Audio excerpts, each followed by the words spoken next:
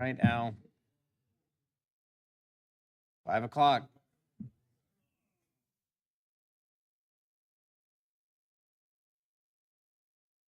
I don't know. I know Greg's not here tonight, so I don't know about Leanne.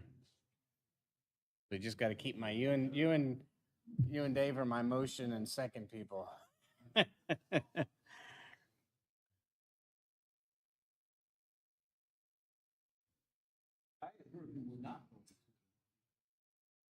No, I'm good. Okay. I have another conflict, but that's always happens.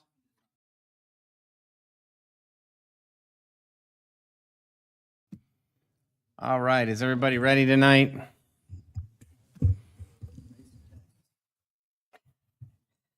Welcome, everybody. This is Flagler County Board of County Commissioners. This is our first public hearing for fiscal year 24-25 budget. It is September 4th, 2024. It is 5:01 p.m. If everybody could please stand for the pledge to the flag and a moment of silence. I pledge allegiance to the flag of the United States of America, to the republic for which it stands, one nation, under God, indivisible, with liberty and justice for all. All right, this time we'll take a brief moment of silence. This is a short time period where we reflect and give thanks to our men and women in the military and our first responders for keeping us safe at home and abroad.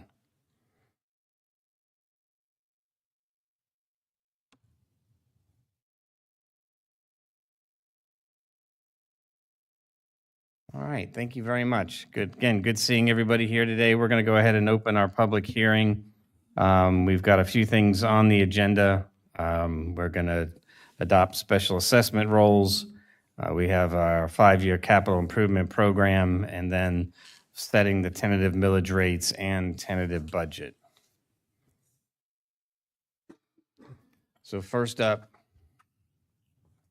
is the special assessment roles for fiscal year 2024 and 25. The first is the Dunes CDD stormwater assessment. That's a resolution that was in the packet. Do you all need a further explanation on that, or? No, I do not. I did read it through it. Okay. So we'll take these one at a time. So for the Dunes CDD, I'll need a motion and a second. Well, a motion to approve the Dune CDD stormwater assessment. Second. Motion by Commissioner Sullivan, seconded by Commissioner O'Brien. Point of reference, do we need to open each one of these up for public comment, Mr. Deed? We should. Okay. So at this time, we'll open up for public comment on the Dunes CDD resolution. You come approach the podium, state your name. All right, seeing none, we'll bring it back to the board. All those in favor signify with aye. Aye. Aye. Any opposed? Hearing none, motion carries unanimously. Second special assessment is the nuisance abatement special assessment. You have the resolution setting out the special assessment, the nuisance abatement special assessment. Make a motion to approve the nuisance abatement special assessment. Second. Motion by Commissioner Sullivan, seconded by Commissioner O'Brien. At this time, I'll open up for public comment. If there's anybody to address us on this assessment. First, Mr. Chair, there's a dollar figure error there, so we're going to Okay. correct it. The amount to be assessed is actually $9,745. So we'll make that correction, but I wanted you to be aware of that. All right, hold on 1 second.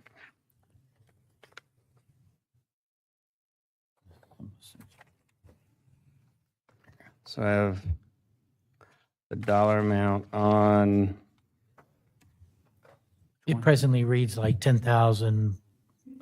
there it is. Board levies a nuisance abatement assessment of $10,048. Yeah, that should read $9,745. change my motion to make that change to 9,745? Yes, sir. $9,745. Second on that, on the revision of the motion. Thank you very much. So I have a motion by Commissioner Sullivan, seconded by Commissioner O'Brien. Then we'll go out to public comment again. All right, seeing none, we'll bring it back. All those in favor signify with aye. Aye. Any opposed? Hearing none, motion carries unanimously. Third item is a special assessment rolls. We have a number that I will read into this for these special assessments. They have the Espanola Special Service District, which is $11.76 per special assessment unit. The Rima Ridge Special Service District, which is $14.62 per special assessment unit. Flagler County Mandatory Solid Waste Collection and Disposal Special Assessment District, which is $428.90 per residential unit. The North Malacompra Drainage Basin District, which is $30 per lot. Marineland Acres Drainage Basin District, which is $435 per developed lot and $220 per vacant lot. And the Painters Hill Seawall Special Assessment District, which is $116.28 per front foot, as shown in the attached summary. Mr. Chair, I make a motion to approve the special assessments as detailed by you. Second? I have a motion by Commissioner O'Brien and a second by Commissioner Sullivan for approval. I'll take it out for public comment if anybody wishes to comment on this assessments. Seeing none, we'll bring it back. All those in favor signify with aye. Aye. Aye. Any opposed? Hearing none, motion carries unanimously. All right, the next item is the 5-year capital improvement program for 2025 through 2029. Is there any comments or questions or changes to the capital improvement plan? Mr. Chairman, just have one comment, and I mentioned this today. Just wanted to make sure that we had something about expansion of the our election office during the last election that Donnie and myself were heavily involved in the canvassing board.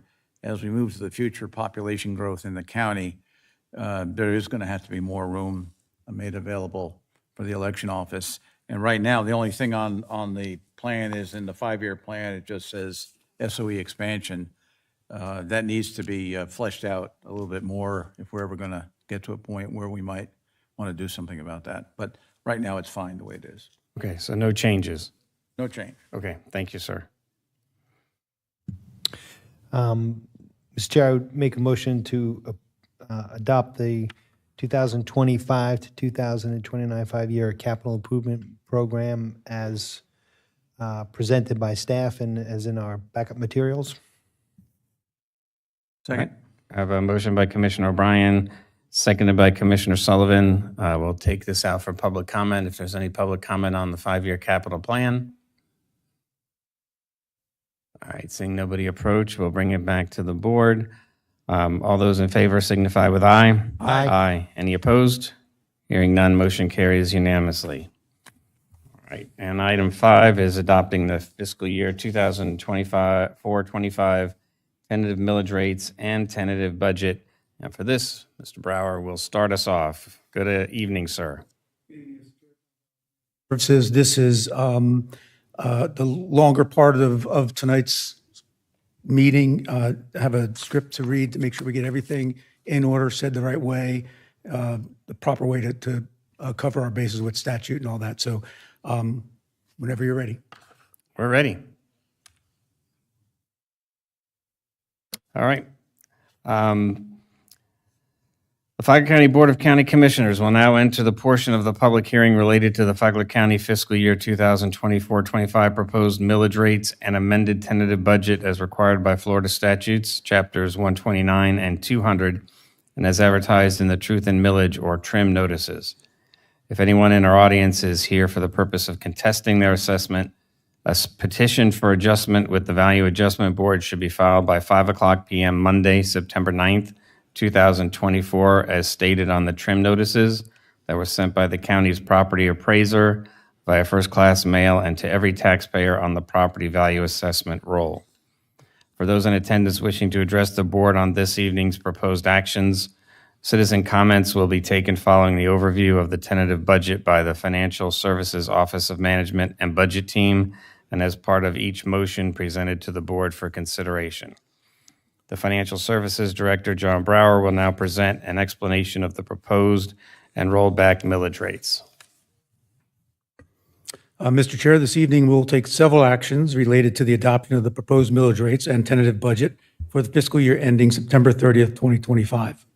Tonight's hearing is the first of two public hearings required to be held per Florida statute for a taxing authority to properly adopt millage rates and a budget for the upcoming fiscal year. As such, this is not the final budget hearing, and final adoption of the millage rates and budgets will not be considered tonight. Prior to the conclusion of this hearing, at a specific date, time, and place of the second public hearing will be determined in order to adopt the final millage rate and final budget.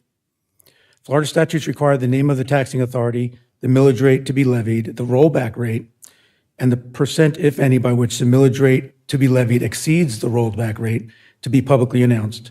In addition, one of the requirements of the truth in millage legislation is to provide information about why the proposed millage rates differ from the rollback millage rates. To begin, the Department of Revenue has determined that Flagler County should combine the millage rate for the general countywide levy, proposed to be 7.8695 mils for FY25, and the portion of the voter-approved millage used for environmentally sensitive lands operating expenses, proposed to be 0.1250 mils, for the purpose of calculating the total operating millage and the applicable rolled back rate. As a reminder, rollback rate millage rate is generally defined as the millage rate which, exclusive of new construction, additions to structures, and a few other specific categories, will provide the same ad valorem tax revenue for each taxing authority as was levied during the prior year. For the fiscal year 2025 amended tentative budget, the aggregate proposed operating millage for Flagler County Board of County Commissioners countywide levy is 7.9945 mils, which is 6.28% greater than the rollback rate of 7.5218 mils. When the current year proposed aggregate millage rate exceeds the calculated aggregate rolled back millage rate, the trim process, in conjunction with Florida Statutes 200.065, requires that a notice of tax increase be advertised. For FY25, the increase in property tax revenue is essential to fund the appropriations needed to implement the general county-wide budget. Mr. Chair, to summarize the budget adjustments made between July 15th of this year, when the tentative budget was presented to the board, and now, consider the total amended tentative budget for fiscal year 2024-25 is $307,753,121, which is a net decrease of $2,554 compared to the original tentative budget of $307,755,675. To easily review the changes, they are shown broken down in the fund and function levels along with the original and amended tentative budgets as part of the document titled Schedule A that is included within your agenda package. I'm happy to answer any questions pertaining to the changes or on the budget before you at this time. Thank you, sir. Any questions for Mr. Brower? None? All right, no questions. I would now like to invite citizens to comment on the fiscal year 2024-25 proposed millage and amended tentative budget overview just presented. Please keep in mind there will be an opportunity for citizens to comment on the fiscal year 2025 proposed millage rates and amended tentative budget individually later in this proceeding, as each requested action will be a motion before the board to be considered for adoption. Please come forward to the podium if there's anybody to address us on this part of public comment.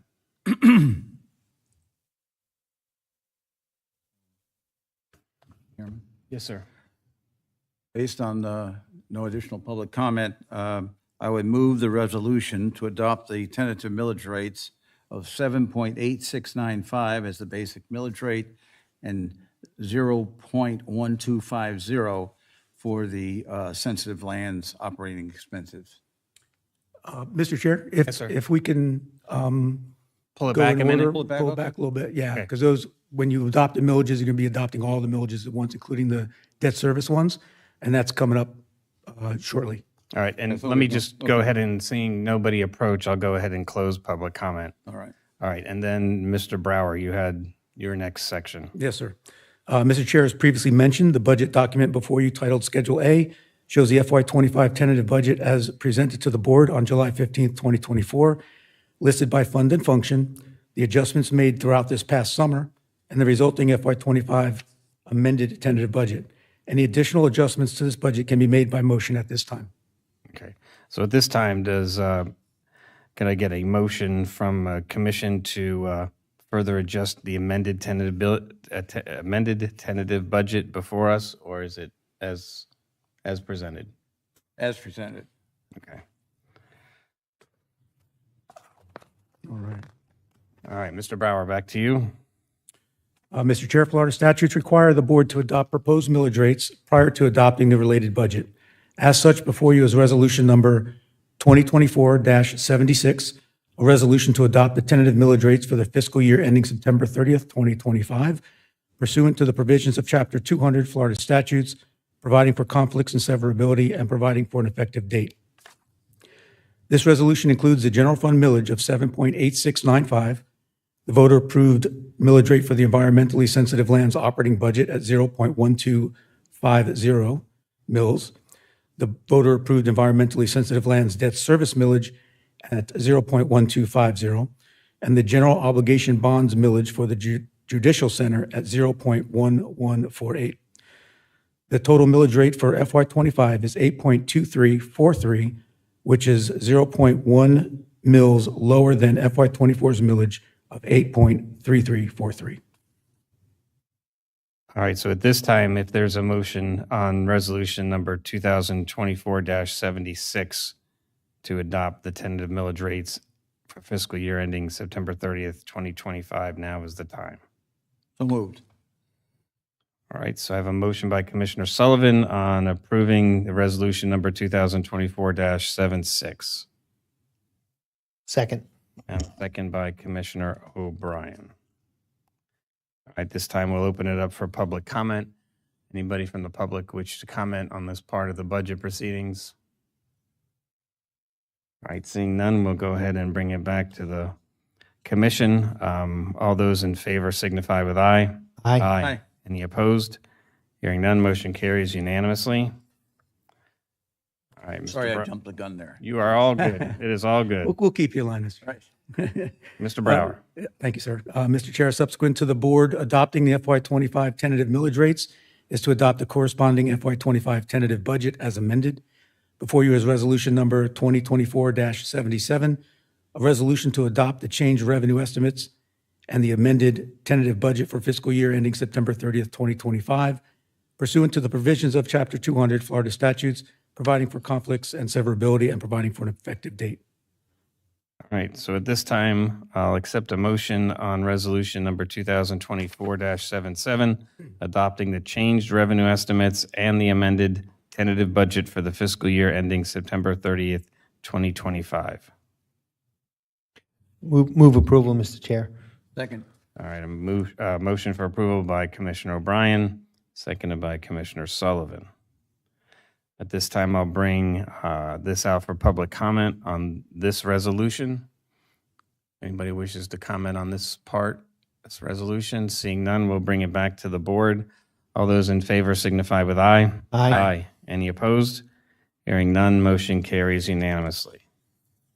Mr. Brower. Mr. Chair, the final action requested from the board this evening is to establish and publicly announce the date, time, and location of the second of two public hearings to consider adopting the FY 2024-25 final millage rates and final budget. This hearing must be held within 20 days following the conclusion of tonight's public hearing, be properly advertised and held after 5:00 p.m. if scheduled on a day other than Saturday, and no hearing shall be held on a Sunday. In consideration of the restrictions mentioned, staff recommend that the second and final public hearing be scheduled for Monday, September 16th, 2024, at 5:01 p.m. in this same location, the board's chambers. Thank you, sir. At this time, I'll accept a motion on this, scheduling the second and final public hearing to adopt the final FY '25 millage rates and budget for Monday, September 16th, 2024 at 5:01 PM in the board's chambers, 1769 East Moody Boulevard, Building 2 in Bunnell, Florida. Move approval of that date. Second. Motion for approval by Commissioner Sullivan, seconded by Commissioner O'Brien. I'll take this out to the public for public comment on this second hearing date. Seeing none, we'll bring it back to the board. All those in favor signify with aye. Aye. Any opposed? Hearing none, motion carries unanimously. Mr. Brower? Mr. Chair, the budget and trim-related business for this evening's public hearing is complete. Thank you very much. All right, this concludes the first of two trim-related public hearings required by Florida Statute, Chapter 200.065. The next and final step to adopt the county's final fiscal year 25 budget will be the second public hearing to be held on September 16th at 5:01 PM in these chambers. And, Mr. Chair, motion to adjourn. all right, motion by Commissioner O'Brien to adjourn, Second? second by Commissioner Sullivan. Thank you. Meeting is adjourned. Do you want a brief break while we transition or go into the workshop? Okay. All right, that's the conclusion of the budget. Do we have this time certain? Oh, media It was following? scheduled to be immediately following the budget workshop. Okay. Question is, people may be coming at 6. I don't know. We'll take a couple-minute break here, and if anybody needs to hit the restroom, we'll be back at 5:25.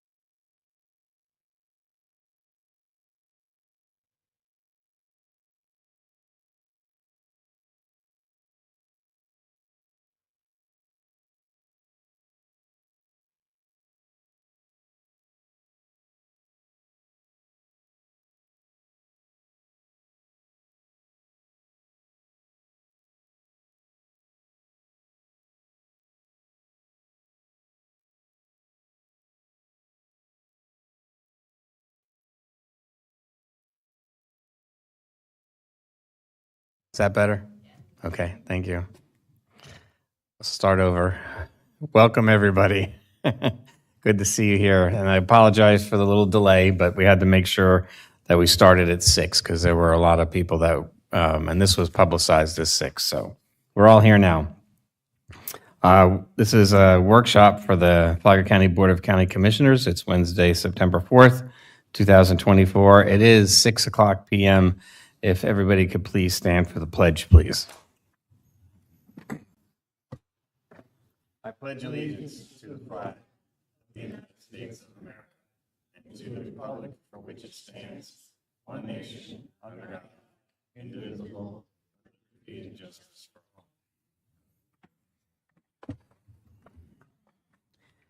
And at this time, we take a brief moment of silence for individual prayer, reflection, or meditation. We take this time to honor and remember our first responders and the men and women in our military who keep us safe and protect our freedoms at home and abroad.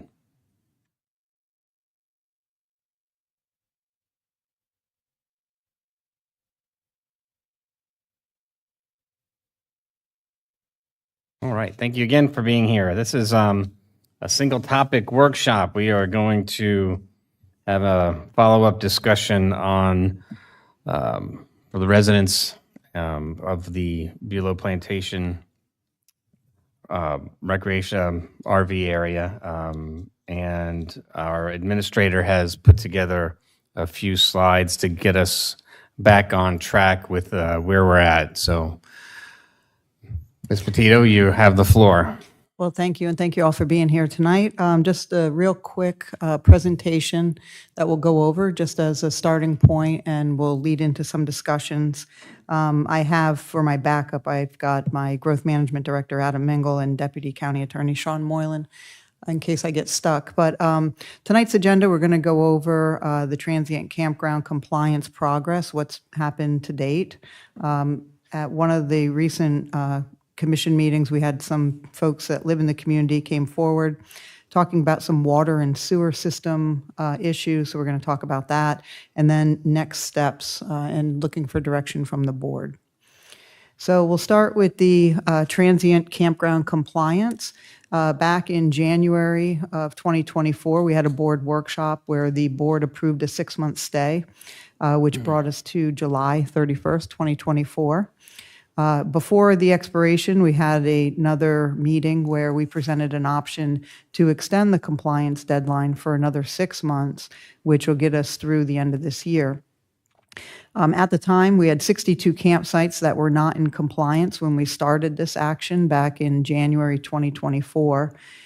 In July, we were down to only 20 campsites that were not in compliance with no evictions. The 6-month extension would allow more time for additional compliance, which we've seen previously. And the 6-month extension that was granted had 3-month update on the progress.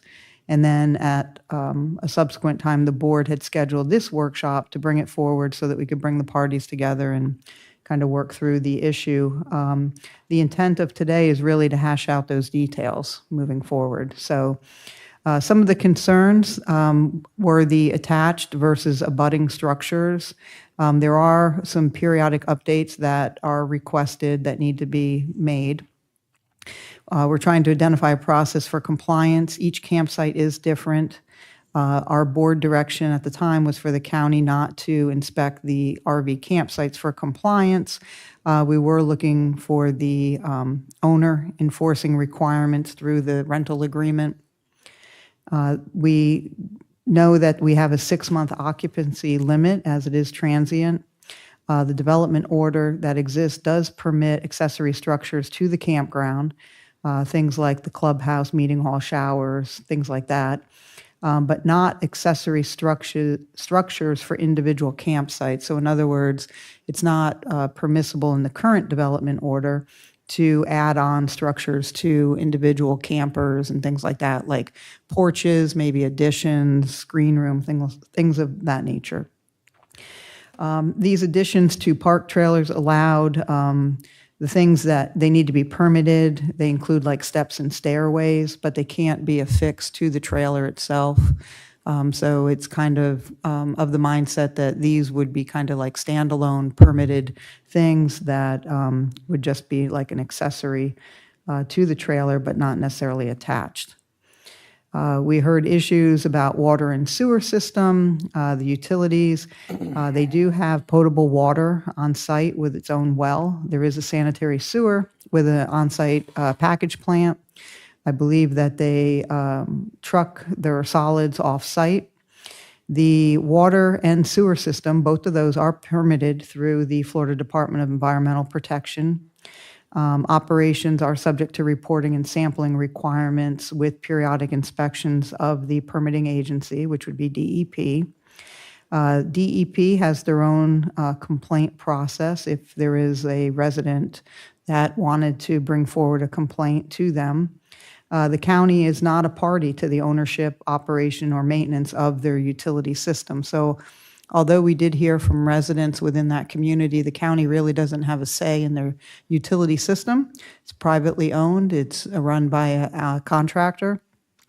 And DEP is the permitting agency. This is just a snapshot of where that utility system is located. It's right along Old Kings Road. You can kind of, if you know where you're looking, you can kind of see it off in the distance. It's fenced in. These are the permitted systems through DEP. We did a little bit of research to pull up the numbers. It looks like on the water side, it is operated and maintained by U.S. Water. They did have, the re-rating of the plant back in 2012, which established the maximum daily operating capacity. They did provide a warning notice letter, which did require some ground storage tank replacement. And then I think the timing of it for when the folks in the public came forward probably coincided with the last precautionary boil water notice because it was in July of this year. And the system was shut down because they had to replace a 2-inch water main valve. And typically when you shut down a system or you have a break in a line, it's standard practice when the system drops below a certain pressure that you have to put them on precautionary boil water notice until they can get 2 consecutive clearances. So looking at the timing of this being in July, I would venture to guess that the notices that the residents had in their hand were probably related to that. And then on the sanitary sewer side, this is the DEP facility ID. This system is operated and maintained by biometric utility consultants as well as U.S. Water. They have a current wastewater permit that's set to expire in 2029. They do have a permit to expand their capacity, and we did not find any regulatory actions found. So they're not under a consent order, and there's no issues that we could identify through DEP. We did reach out to DEP to see if they were able to have somebody here tonight. Unfortunately, they were not, but they said that they would be happy to answer any questions we had as a follow-up. A question, Ms. Sure. Petito. I remember some of the comments were about water pressure. So is there requirements, and could you tell through the permitting documents that if that water pressure was at their required levels, or? I don't know that the pressure would be listed in the report, but that would be an individual complaint that they would have with the campground. They could log a complaint as a recipient or a customer of the water to DEP, but typically water pressure isn't on there. If they are experiencing problems with their distribution lines, or like in this case, they had to replace a water main valve, that could be a reason why they are experiencing low pressure. The low pressure might not be a normal everyday occurrence, or maybe it is, I don't know. That may be why they required the ground storage tank replacement as well, Okay. because that's part of the requirement. So without having DEP or probably more discussion with the residents to understand what their concerns are as far as pressure, it's kind of unknown. I guess the underlying thing too is that is outside of our jurisdiction, so. It is. Okay. It is. But we did want to answer any questions that the board may have, so we kind of just came up with a summary of what we were able to determine. So really looking at the next steps and looking for board direction. As I mentioned before, the water and sewer system is permitted through DEP. We did not find it to be under any consent order. They are in compliance. There is an option if the campground ownership chose to do it. Potentially, there's an option for them to connect either to the current City of Palm Coast and FGUA water and sewer services, but that's not a mandatory forced connection. That would just be an option to them. As we know, with the Eagle Lakes plant and the development along Old Kings, the City of Palm Coast is working with FGUA as their service area to develop that area. So it is available. Should they desire to, connect, there would be some capacity charges and construction, I'm sure, costs that go along with that. Again, it's not mandatory, but it's an option. And then moving forward, as far as our next steps and board direction, goes back to the inspection and reporting. So will the owner self-report the noncompliance issues to the county, or will county staff go out there and inspect and do those reports on the, at the time we had 20 remaining units. And then when we last met, we talked about reports being due at 3-month intervals. We're looking at the next report being due November 1st. So it's really just looking for board direction and kind of opening up the conversation there. Okay. Commissioner Sullivan. Just one question, since at the last report, the first 6 months of the year, we dropped down quite a bit for the non-compliance numbers. It was down to 20. Since in the last 3 months, then, since we had the meeting and extended the to the end of the year, through the end of the year, has that 20 number dropped back at all, or is it still 20? I don't know. I would open it up to the owners of the campground because we haven't been in there to, really do the inspection. So Yeah, we'll have them up if there's any other questions from That's Ms. the only one. Okay. That was a question I had too about what's the current compliance number, so that we can kind of track the progress that where we started from in January. But if there's no more questions, does the campground management have a statement, or did you want to say anything before we go to public comment? Good evening, Stan Martin, on behalf of MHC Beulah LLC. Don't have a statement per se. Happy to talk about the progress we've made with respect to the non-compliance issues. And to answer your question, Commissioner, yes, there have been additional progress made. And I can report those numbers now if you'd like. Sure. And after I do that, or before I do that, we've invited the county out to take a look at the units because we want to make sure, and I think we covered this at the last meeting, that we want to make sure that we are on the same page as the county with respect to units that are in compliance and aren't. Most importantly, if we think that the unit's now in compliance, we want to make sure that the county agrees with us. But unfortunately, we haven't had any success in getting the county out there. I think we got an email back that said that they wouldn't be doing that. So, these are the numbers that I'm reporting now are what we believe to be true, but they haven't been confirmed by the county. As stated in one of the previous slides, there were a total of 62 violations. Currently, 39 are in compliance. That leaves 18 that aren't in compliance. And on the horizon, we have 5 that we believe will be brought into compliance no later than the end of October. And those were 2 of them that we had and just to correct one of the slides, we did have to evict 2 residents, but that was for non-payment of rent. It didn't have anything to do with the units being in non-compliance. And we anticipate that, once we have possession of those units, that they'll be pulled out from the campground side. And then we reached agreements with 3 other guests. And we believe that those will be taken out of the community as well. So we think that the 18 currently that aren't in compliance will be brought down to at least 13 by the end of November. Or hopefully by November, but certainly by the end of November.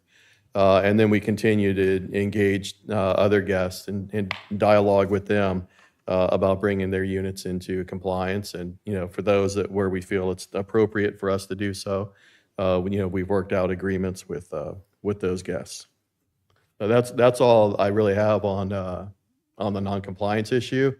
Do you want to talk about the water before we hear from the residents?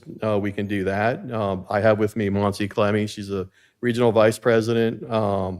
This property's in her portfolio on the management side and operations side, and Bill Smoljanovich, he's the regional manager at the property. And then Bobby Liu is here. Bobby is our director of environmental services, and he would be best to answer any technical questions with respect to the water, and not only the water, but what our plans are with respect to the water and sewer. Okay. Did anybody have any questions for management? Well, I just comment that some progress continues to be made, and I think our deadline that we had agreed to at the last meeting on this was the end of January. Is that right? January is the, I'll say my comments for the end that we need to hear Right. from, should we do them separately? One about the water, one about the compliance, or do them together? Well, I think at this point, I'll open up for public comment and Okay. and we'll address the issues back and forth. And I'm Go ahead. sorry, just a point of clarification. The campground side, that's where the non-compliances are with the RV units. The one where there was a boil water notice, that's on the MH side, on the manufactured housing side. Okay. So it may be a distinction without a difference, but they're not all on the campground side.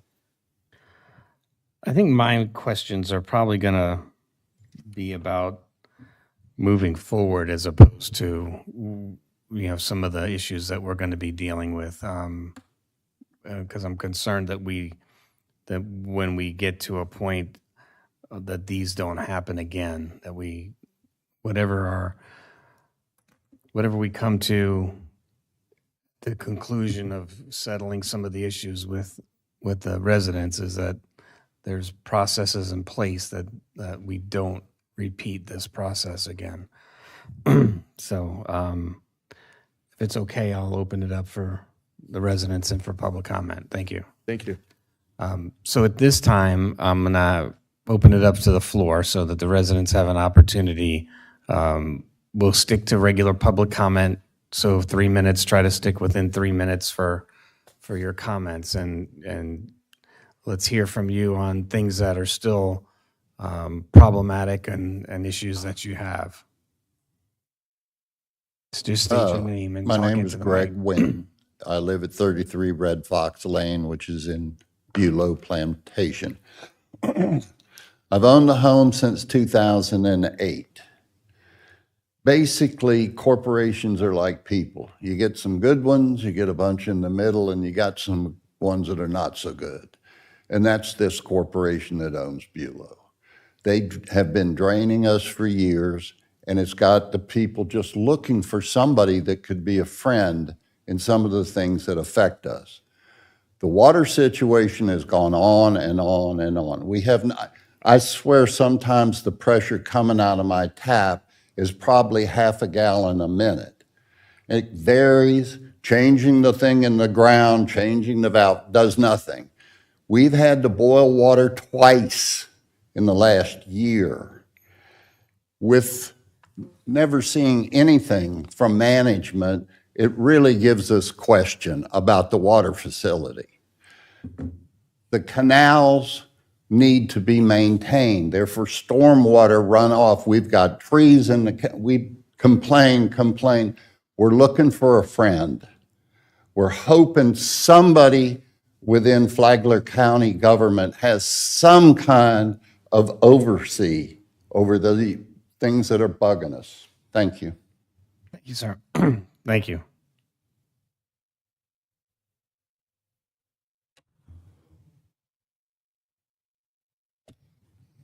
Hi, my name is Susan McGuire.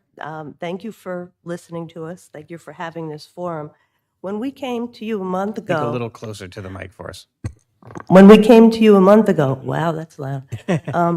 We didn't realize that you had a workshop planned for the other part of Bulow. So that was news to me, and we're very glad to have the opportunity to come back with not having the entire Humane Society here with us to come. We've had 4 boil water notices that I'm aware of in the past year. We had 3 within 1 month, which prompted us to come to you. Bulow did provide water this past week for our most recent boil water notice. We were told that they're working and upgrading the system. However, the water provided was kind of like what was set out for a luncheon.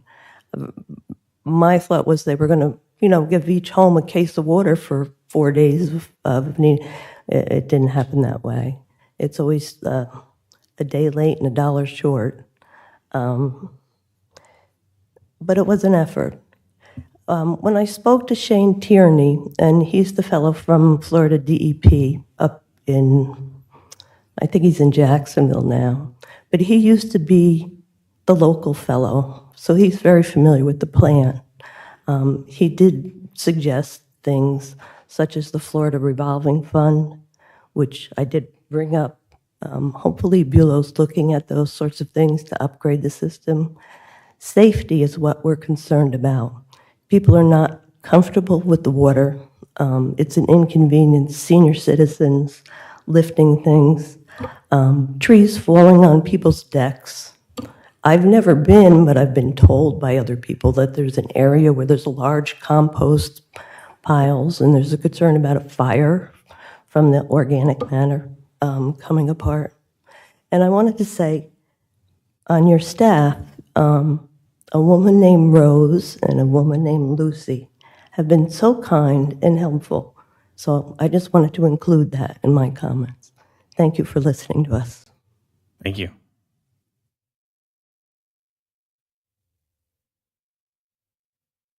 Anybody else?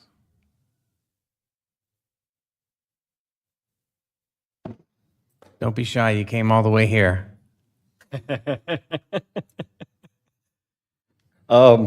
My name's Richard Ricks, and I live at 54 Red Fox Lane. I've lived at Bulow for almost 11 years now. I've sat around and I've watched this place go from pretty well maintained when I first moved there to start to fall apart. And there's a lot of problems over there. My biggest problem with the place, just so you know, is safety related, whether that is boil the water or because of something that's falling apart, or if it's just something that is sitting somewhere that is in the way. But there's a lot of issues over there. My biggest point with all of this is these people have done what they're required to do in life. They paid their dues, paid their taxes. They just want to live in peace. That is not being afforded to us. I don't know how these people feel that are sitting over here, but I personally have had 2 or 3 meetings with people that live in the camp in the plantation. And my number started at 5, and then all of a sudden we're at 30. These people all feel the same way. Why they're not here tonight is probably because they're afraid. They have already been warned that the retaliation is a strong possibility. So these people are living in fear constantly. They live in fear that the unmaintained trees are going to crash into their houses. Some of them live in fear to even go to the office and speak to these people because of the way they've been treated in the office. We have a compost pile out in the woods that covers probably 1/8 of an acre. What happens when we have a wildfire? I come from a place where that is common. I come from a background in that sort of stuff. If it catches on fire, our only two means to exit the plantation are going to be cut off. And then all we have left is the water. The fear factor is strong and it's real. And we have been warned that the retaliation could be more than a lot of them could bear. And I just think that if there's anything that you could do to help us or steer us in the right direction, that would be a godsend to a lot of people. Thank you for your time. Thank you, sir.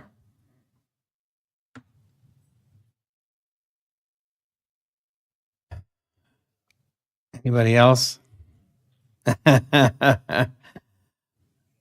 right. Bring it back to the board.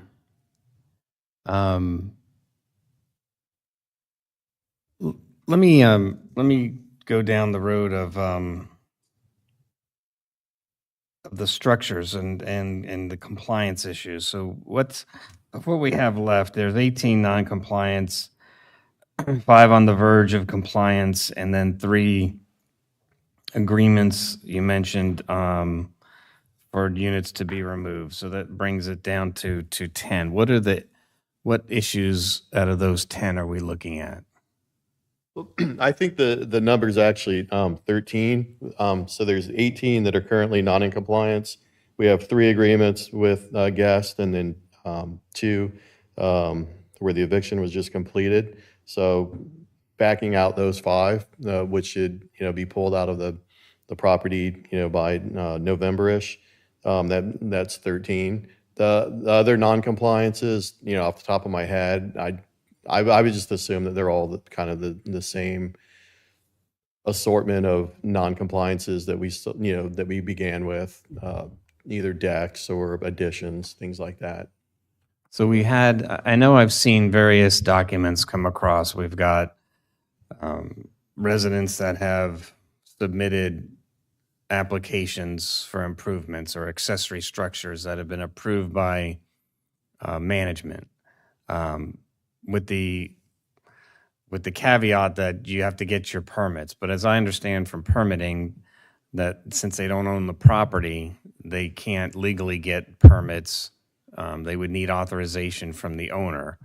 So the residents have always been under this assumption that as long as they got your approval, management's approval, that those were approved buildable accessory structures. So I don't know, Adam, I don't know was I incorrect in the part about needing owner's authorization for permits? Okay, so that's a yes. So I don't know if what's left of the 10 that are left are these accessory structure issues that are left, and are people, are those 10 still trying to work out arrangements with you on trying to help them with the accessory structures, or where are we at with these last 10? Yeah, well, it's 13. 13. Yeah, and I don't know. I mean, it's we're probably down to the people that just aren't going to comply, or we could be approaching that number that just aren't going to apply, and then we have really one remedy under the law, and that's it, and that's eviction. And maybe come January we get there. We've seen guests come along since January, and slowly but surely, some of them are still bringing their units into compliance. I don't know, I doubt we'll end up, frankly, in January with 100% compliance, but it'll be better than the number is today, which is significantly better than the number was in January. So does anybody here still have compliance issues or that want to talk about it? Or are we just the ones that are here talking about the living conditions or the water and, okay, so nobody here has compliance issues left? In the back. Okay. Well, you can't, you'd have to come up and do sorry.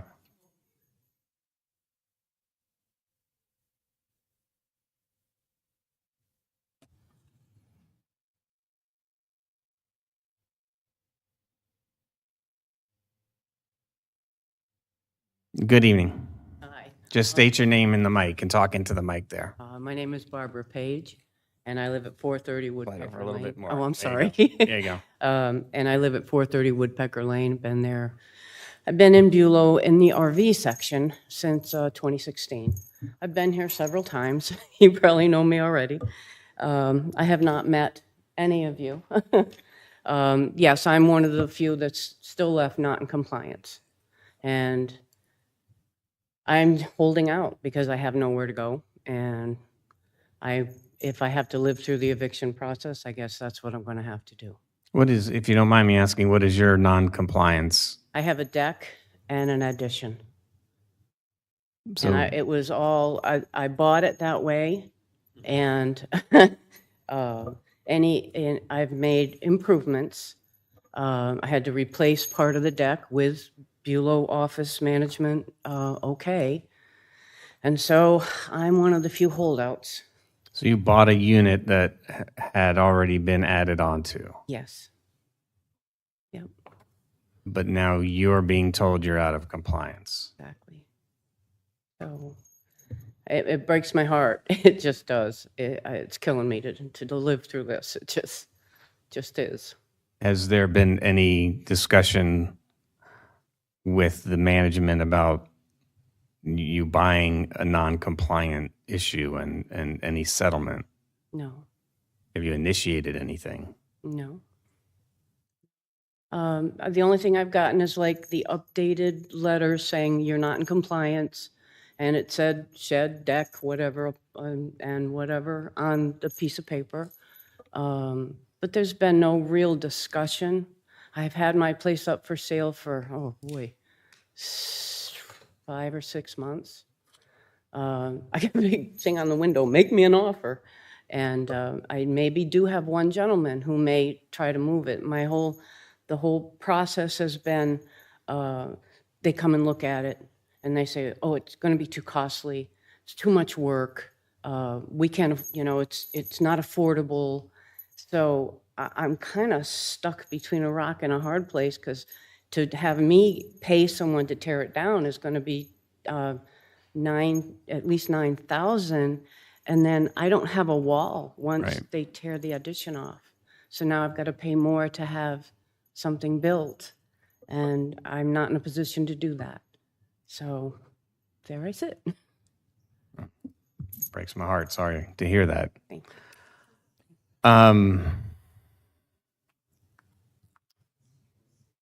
Where do, hold on. I gotta, just hold on a sec. Yes, sir.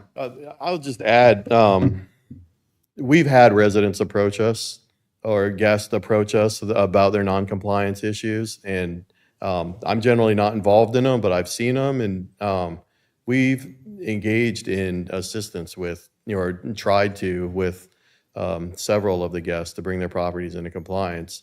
I would just strongly suggest the lady that was up here that she reach out to somebody if she's seeking our assistance in this regard. And we'd be happy to talk to her like we have all of the other guests that have non-compliance issues that have, reached out to us. Well, she's here today, so I would suggest you be proactive and talk to her. And how do you explain to somebody that you sell a non-compliant structure, but then force them to become compliant? Yeah, I don't believe that we sold that unit to her. I could be wrong, but she probably bought it through a private party. And I would probably say, frankly, the same thing that you would say if somebody bought a house that had a code violation and came to you and said, well, it's not fair. I bought this house with a code violation. You say, well, it's, you still have legal obligations with respect to it. it's unfortunate, but the ones that we sold, and we did sell some that were non-compliant, we either purchased or offered to purchase all of those from the unit owners. So I guess that would be part of the research, is to find out where she bought that one from. Yeah, I'm pretty comfortable that we didn't sell it, but yeah, and I think she's agreeing. Okay. Yeah. All right. Thank you. Sorry about that. So Sean, do you have any guidance? Where do we go from here, other than just letting this work itself out through January? I think from some maintenance issues, I guess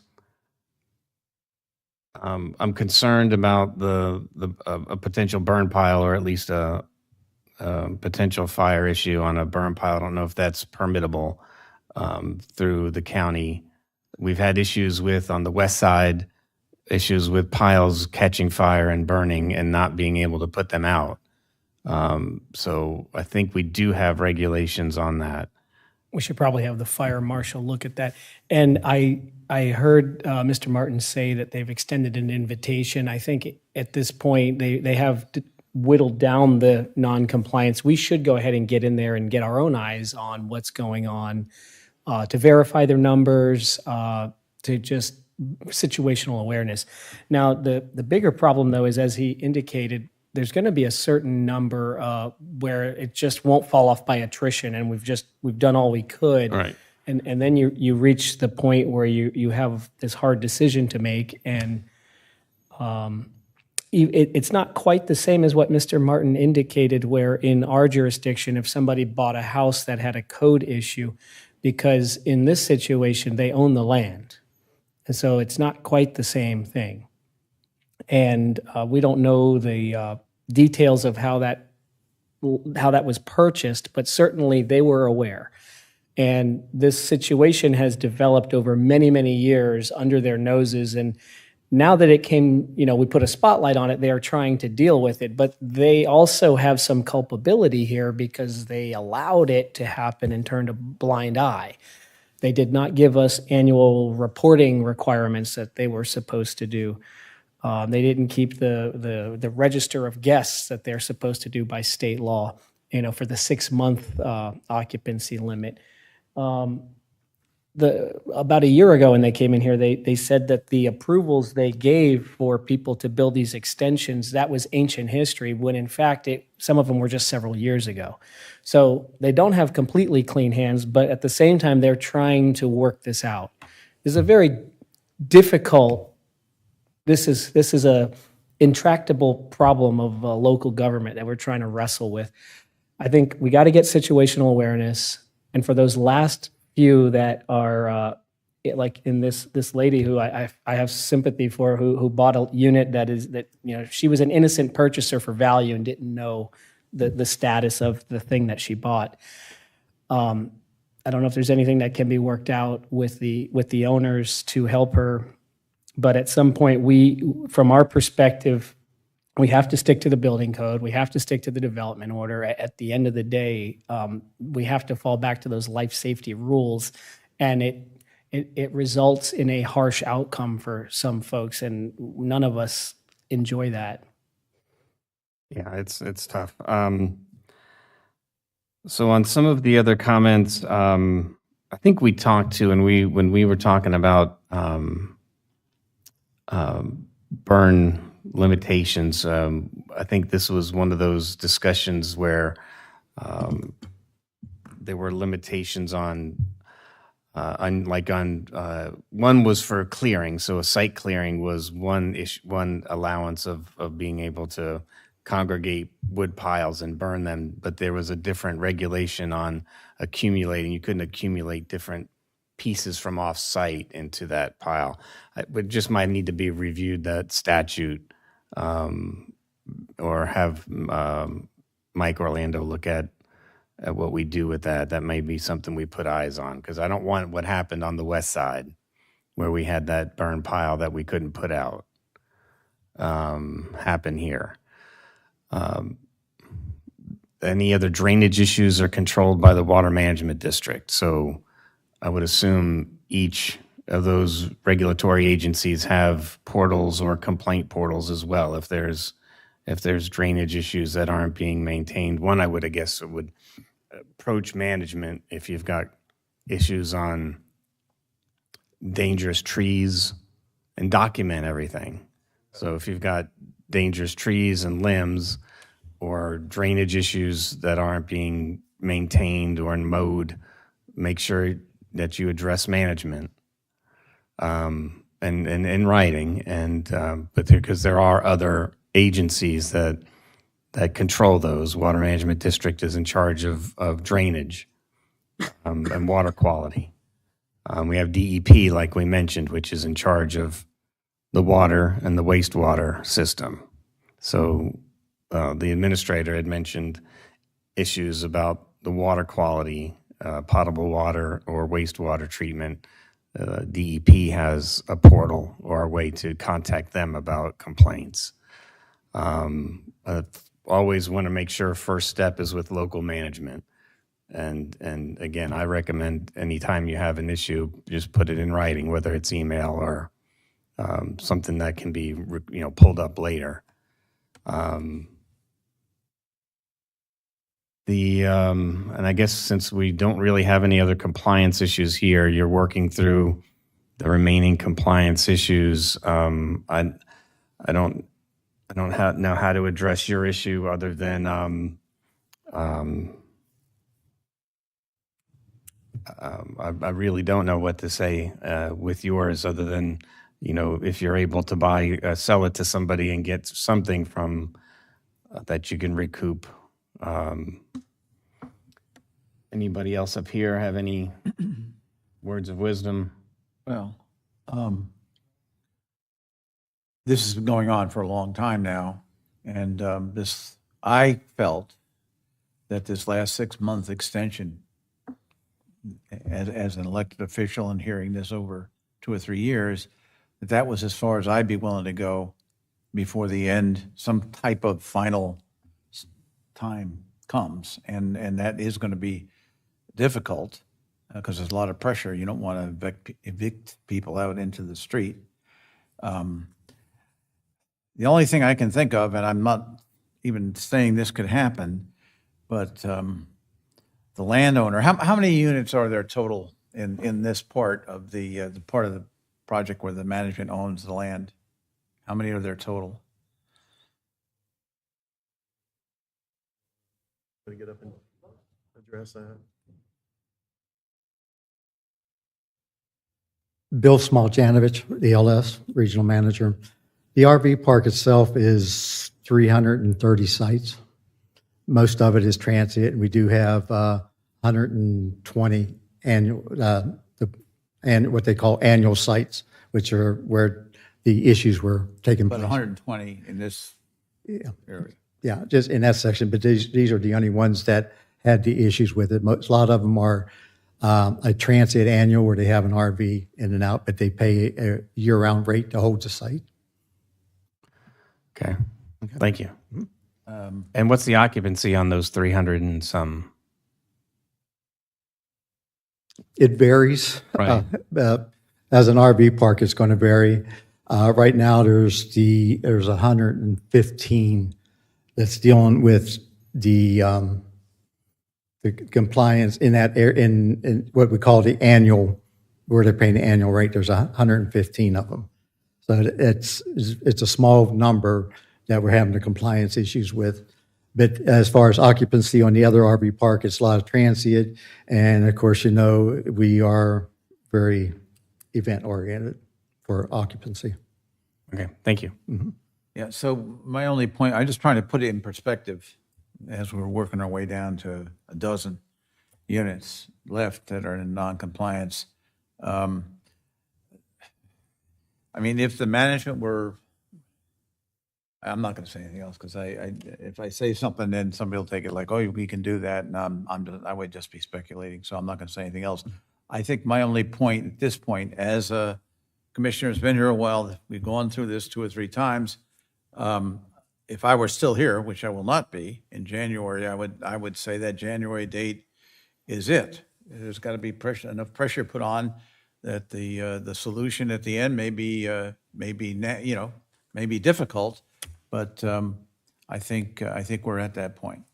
You've always been that deadline guy Yep. from the I am. ILA. Get it done. um, so in conclusion, how do we wrap this up? From management's perspective, we still have some non-compliant issues to get through by Commissioner Sullivan's deadline. We all agree to that, by the way. From a safety, I think there's been valid concerns on life safety issues. If residents are fearful of limbs and trees that aren't being trimmed properly, I think that should be addressed. The water quality issues, you've got an outlet for that. I think communications is important. I think if you haven't been in regular communications with management, start getting a communication string going so that there's documentation. If they're not responsive, I don't have much other than the regulatory agencies that are in charge of those specific areas that you're talking about. There's no other, right? So we've determined that accessory structures are not allowed. So there's no more permitting of accessory structures any longer, right? No sheds or decks unless it's a step up to them to gain access into the unit. Because I have seen some of those new ones, port little, just accessory steps. Right? There's no other accessory units permissible by the. Decks are okay if they meet the Florida Building Code and they cannot be attached to the Well, unit. where does But that no- stated in the agreement? Is that an accessory structure? It is stated in, I believe it's the 2007 resolution from this board that says it uses the word appurtenant structures, comma, a step, but not limited to steps and stairs. So it's not envisioning a porch, it's not envisioning a Florida room, but conceivably a deck that is not attached, and doesn't have electric outlets and all these other things like a Florida room, but a simple flat surface for someone to go outside and not be on the dirt. I don't think the development order prohibits such a thing if it meets the Florida Building Code and it's not attached. Okay. I think as long as we make that clear to management that they have to comply with that limited range of. You also have setback issues. The development order mentions the fire code. You need at least 10 feet of separation between these structures. So that could also limit the ability of what could be built. All right. I just want to make sure that becomes crystal clear of what's allowed. It's in writing. It's in the development order. It's Right, just but that it's always been in the writing. That's It's always correct. been in the development order. always been there. So It's just been ignored. I think if we can add clarity to it, I think what we have not seen is the ability for to document from our side. I don't know that. If someone comes in for a building permit, that's the chance to make it clear to them, but these were unpermitted structures. So we didn't have an opportunity to clarify what was allowed and not allowed. Okay. From staff, anything else? Adam, did you have anything? If there's any if you haven't had time for public comment, if anybody new wants a public comment, you can come up now. I'll open it back up. But you'll have one shot. You only have one shot at the apple. Hi, my name is Dolores Almeida. I'm at 224 Osprey. We have a concern about houses that have been standing that are vacant. There's animals, there's whatever, we don't even know what they are. There's somebody living in a brand new house next to it. It's been there for years. They've been there for a while. And I don't understand why they can't be down. Why can't they go away? They're an eyesore. There's rats, probably. There's animals. And there's 3 of them, at least, that I know of, that I could see. And I think that for us as a community, we all take care of our homes. They look beautiful. But when you have family coming here, especially to somebody who just bought a brand new house, it's 3 years old, and they come and they see that you're living next to this, it's not nice. And we've asked, but nothing gets done. All we want is someone to guide us. And you say go to management. And people have gone to management. They don't live next to those houses, but we do. We pay our rent. If you don't pay your rent, you get evicted. And these are senior citizens. And these are people that some aren't well. We are able to come out to you and say things, but we have many people that can't. And we live in this community, and we love it. It's beautiful, beautiful trees, canals that are disgusting. Disgusting. Yeah, we have canals, but they're not nice. And you can go to the office and speak to them, and you can put your complaints in, but they don't do anything. Is that fair to us? We are here to ask for guidance, for someone to help us, because we don't know where to turn anymore. And we have our HOA meetings, and we talk about it, and we try, but we're still living in the same atmosphere. And it was beautiful. When I first moved there, it was beautiful. I was there because my mother-in-law lived there. That's why I live in Bulow. But it's not nice anymore. It's getting worse and worse. And our hands are tied. Our hands are tied. So we ask everyone here, if you can just reach out to us and guide us and tell us where to go, we would really appreciate your time. Thank you for listening to me. All right, thank you. All right, sir, I'll allow you second. Since I opened it up second time, I'll allow you up. Thank you for doing that. All right.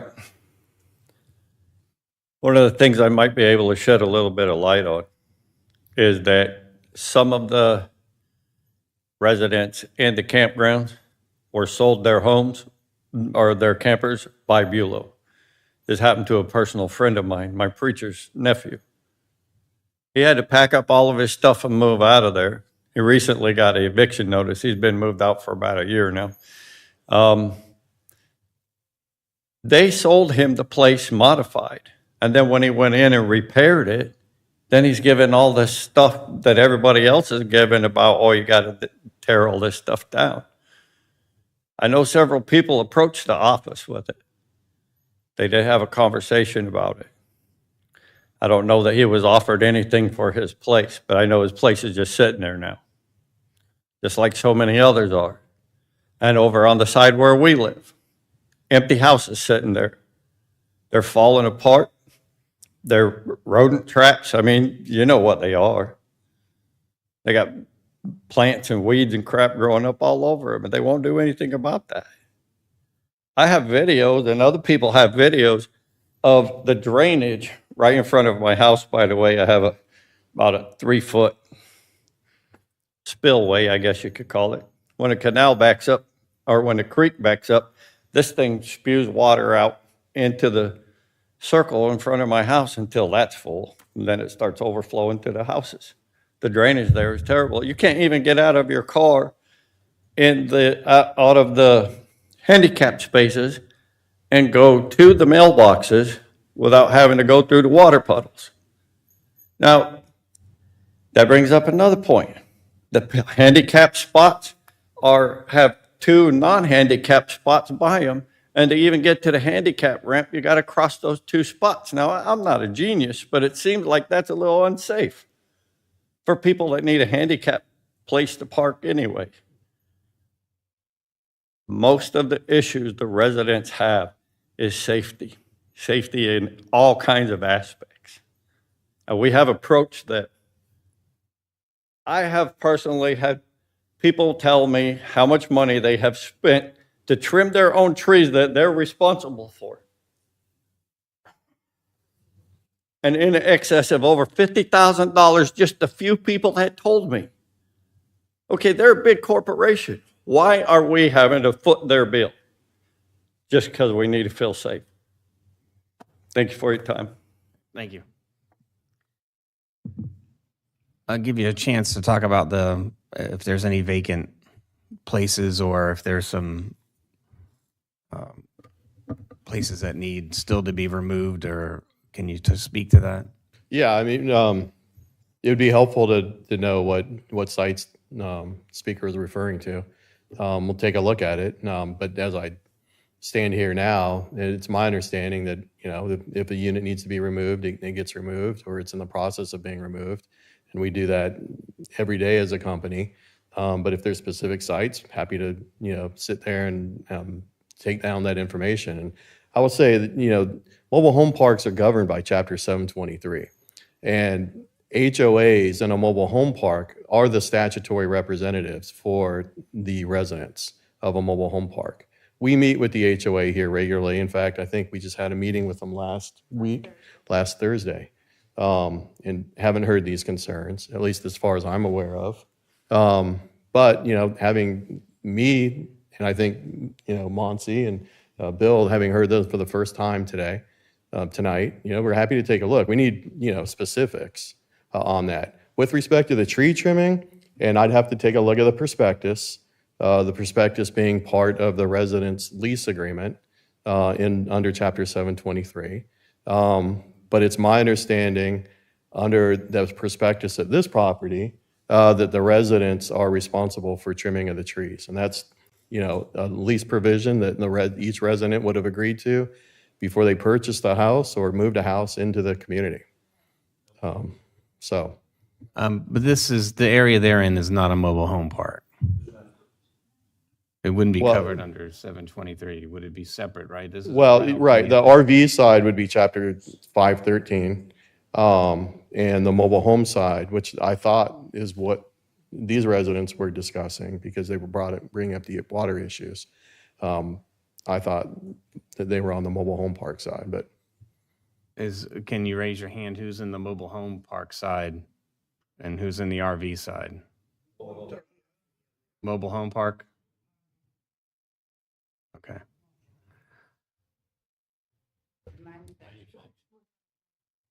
Okay. Yeah, so you might want to take a close look at the perspective, each mobile home park resident may want to take a look at the lease agreement that they agreed to before they, purchased a home in the community.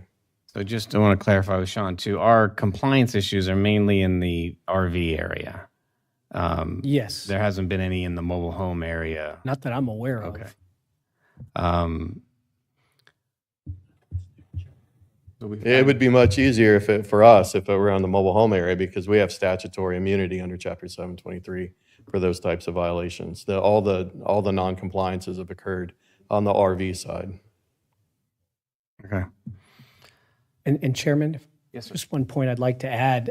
Since this began a year ago, we have adopted a property maintenance code that would apply to abandoned, dilapidated, unsafe structures if there are any. So again, reiterating my point that we need to get in there and get eyes on site with this new tool in our tool bucket, and we can require the structures to be removed. So they've given verbal permission that we could come on. Do we have to check in? Do you require our staff to check in at the management office, or how does that work? I don't think so. I think you could come and just take a look. It might be more productive if it was coordinated with us so that instead of the county going out and then us getting an email, that we can, walk around or drive around with the county. Okay. And, talk about each of the units in question individually. Okay. And we have your contact information? Mm-hmm. Okay. Yeah, absolutely. All right. Okay. Anything else that you wanted to cover tonight? No, thank you, Chairman. Back to the board, anything? Nope. All right, thank you for being here this evening. and for, we've morphed. We had RV residents that were all here at the beginning with the non-compliance issues, and as word spread out, the southern part the residents have come to talk to us about some of the things that where you're not happy with certain things. So we have learned more over the past few meetings, and we thank you for being here and for chatting with us. And we'll try to pull everything together in a I would hope anyway, in some type of format where we are able to get back with you on progress that's being made. Leave your name and address with us. Is there a place for the guests to sign in? There's a book over there. Okay. Mr. Chair, There's a spot in the back corner over here that you can sign in. are they all represented by the HOA? The mobile home park is HOA, correct? So the ones that are on the canals down on the south side are the HOA. Okay. All right. Anything else? Motion to adjourn? Motion to adjourn. All right. Thank you. Thank you again for being, thank you management for being here. Uncomfortable conversations. Thank you for being able to be present to answer the questions. So thank you.